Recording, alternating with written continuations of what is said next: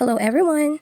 So for today's video po is gagawa po tayo nitong napakasarap na creamy mocha jelly. If mahilig ka po sa mocha desserts or mocha flavored na mga pagkain, nako perfect na perfect po ang dessert na ito para sa'yo. If interested ka, tara samahan mo po ako hanggang dulo.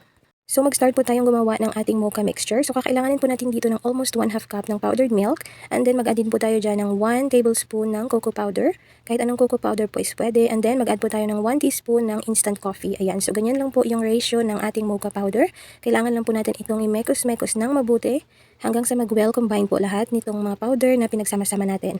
So make sure lang po talaga na mahalo po ito natin ng mabuti hanggang sa maging ganyan na po ang kanyang itsura. Ayan. So after po natin itong mahalo ng mabuti is kailangan po natin itong hatiin. So yung half po ng mixture na ito is kailangan nating ilagay sa water, mga 3 to 4 cups. And then samahan po natin ng isang sachet ng gulaman powder. So ayan, dito po nilagay ko na po dito yung half ng ating mixture. Isang sachet po ng gulaman, white gulaman. And then around 1/2 cup ng sugar. So, hindi ko na po na-video yung paglagay ko ng mga ingredients na yun kasi hindi ko po na-on yung aking phone. So, pero yun po yung ginawa ko dito. And then, kailangan lang po natin itong pakuluin. Ayan, so after ilang minutes po ng pagmekos-mekos ng ating gulaman mixture dyan is nag-boil na siya. Pwede na po natin itong ilipat sa ating container. So, kahit anong container po is pwede natin gamitin. So, kailangan lang po natin itong palamigin ng ilang minutes.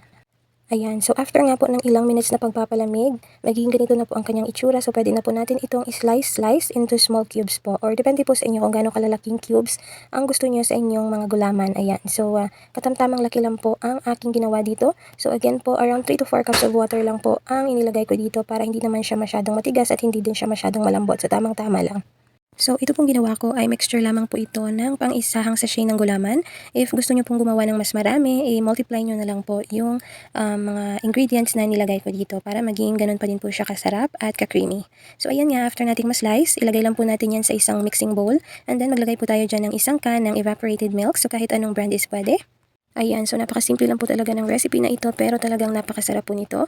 After nyan is maglagay po tayo dyan ng condensed milk. Yung dami po ng condensed milk is depende na din sa sweetness preference ninyo.